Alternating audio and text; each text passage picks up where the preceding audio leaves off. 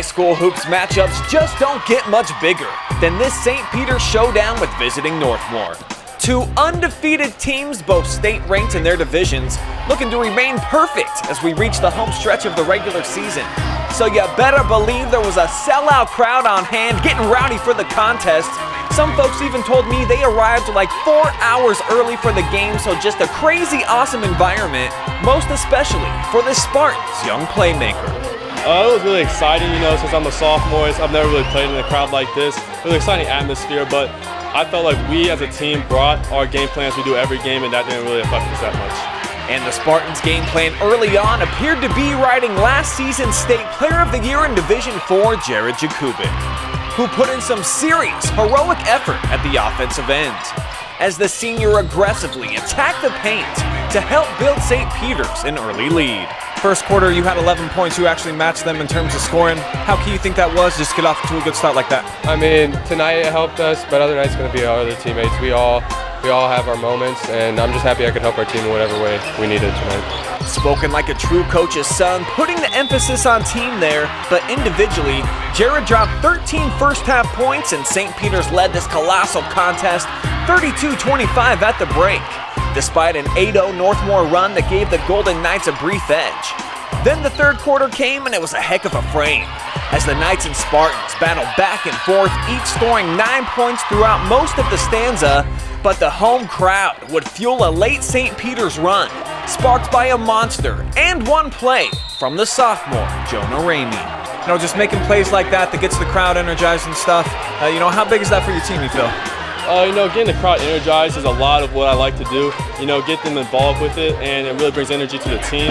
The and-ones, I just want to go up with it, protect my shoulder because it's kind of hurting, and we got it. But, all props to how they played us. Sparty led 45-34 after 3, and behind some heroic efforts by seniors Jakubik and Elijah Cobb, extended that margin to 18 midway through the fourth. But things would be far from over in downtown Mansfield, because Northmor's studs would come to life late. I'll let Pete's head coach, Joe Jakubik, explain what happened. They're a quality team. They got great quickness. They got, the Pletcher kid hit some just tremendous shots, I felt. And your hat goes off if they're hitting shots like that. It is what it is. You got to tip your hat. Quality players make plays like that, and he definitely is. So my hat goes off to them. They're a tremendous team, and I'm sure that just like we will learn from this game, I feel they probably will too, and hopefully we'll all be better for it. For the final 5 minutes and change, Northmor looked like the better squad, outscoring Sparty 26-14 to close the contest, receiving 43 combined points from Brock Fletcher and Michi Johnson. But the dynamic duo of Jakubik and Cobb was even better wearing those crispy whites, dropping 28 and 17 respectively, and these kids have been a part of lots of significant games with back-to-back regional title game appearances. So you might say they've seen a dramatic moment or two in their playing days. It's just experience. I played varsity for 4 years, and I've been in a lot of those situations. So, like I said, it just comes down to experience, and hopefully pass it on to some of the younger kids. I think obviously the big question mark coming into the game, they got so many kids that are 6'5", 6'6", 6'7". How'd you handle that tonight? I felt we handled that as a team pretty well. Got to give credit where it's due. Northmor did a very good job.